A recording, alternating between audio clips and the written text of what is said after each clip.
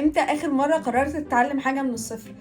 ولا لا، مش بقولك هنا تروح تتعلم حاجة او مهارة علشان خاطر تفيدك في الشغل، حاجة جديدة كل هدفها بس انك تستمتع بيها بس، مفيش اي هدف مادي هيرجع لك منه. احنا بجد اتسحلنا ونسينا ازاي بنفرح او بننبسط او بنستمتع اصلا باي حاجة في الدنيا، وما بقيناش نعمل حاجة لمجرد ان احنا عايزين نعملها، لازم يكون قبلها ليه وازاي وبكام، هتاخد مننا وقت قد ايه، وهترجع لنا بعائد شكله عامل ازاي. ايا كان اعمل عشان انت بس عايز تعمل، عشان الانبساط، لمجرد انك تحس احساس حلو، والاحساس الحلو ده هو اللي هيديك امل جديد في نفسك.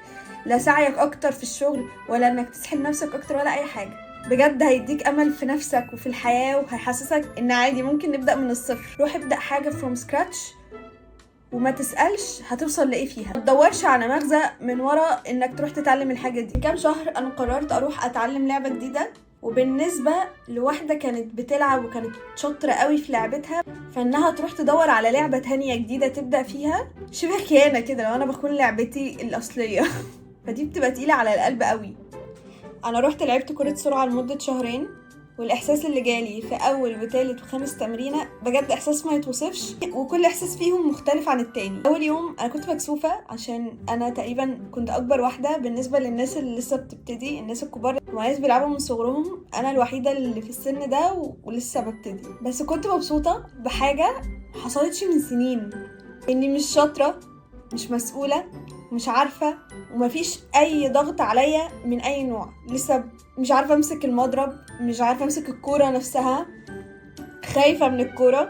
ان اكبر انجاز انا عملته اني ضربت الكورة مرتين ورا بعض من غير ما تقع مني. الكابتن عمال بيزعق للعيبة القديمة علشان غلطوا بعد 50 ضربة يمين وشمال وقع منهم كورة، حرفيا بعمل كورة واحدة صح. بجد انا حسيت ساعتها اني بتولد من جديد، الحياة عامة مش في اللعبة، اني بجد فتحت صندوق جديد لعقلي ولقلبي، اني مش عيب ابدا من تاني، اني اوقف الجري اللي انا فيه ده علشان متمسكه قوي بالحاجات القديمه اللي انا مكسوفه اقول اني خلاص مش عارفه اعمل فيها اكتر من اللي انا عملته، واروح اجرب وابدا حاجه تانية جديده من الصفر. ولسه يعني بتحسس طريقي كده، لسه بتعلم امشي المره دي بوعي ما كانش موجود قبل كده ابدا، هي اني بجد كنت بستمتع بالبروسس، لاني مش بدور على حاجه ماديه هتجيلي ورا اللعبه دي.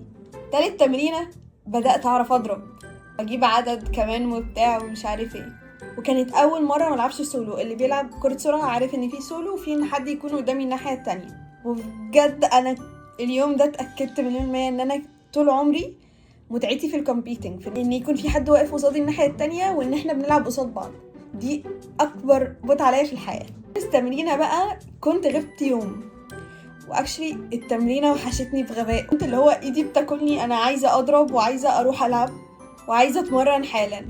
وبجد بجد الدوبامين النظيف مفيش حاجه تقدر تضاهي احساسه اللي بيفضل مكمل معاك في الدنيا كلها. جربوا حاجه جديده، روحوا ابداوا حاجه من الصفر، جربوا حاجه بجد حلوه، حاجه تديكوا دوبامين نظيف، تحسسكوا ان الحياه لسه فيها، الحياه موجوده، الحياه فيها فرص كتيره موت.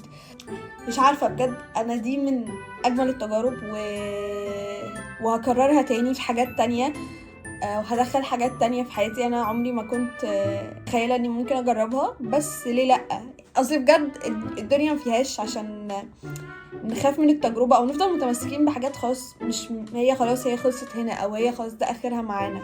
نروح نجرب حاجة جديدة، حاجة مش بس في الرياضة، حلقات في الدنيا، في الدراسة، في كل حاجة.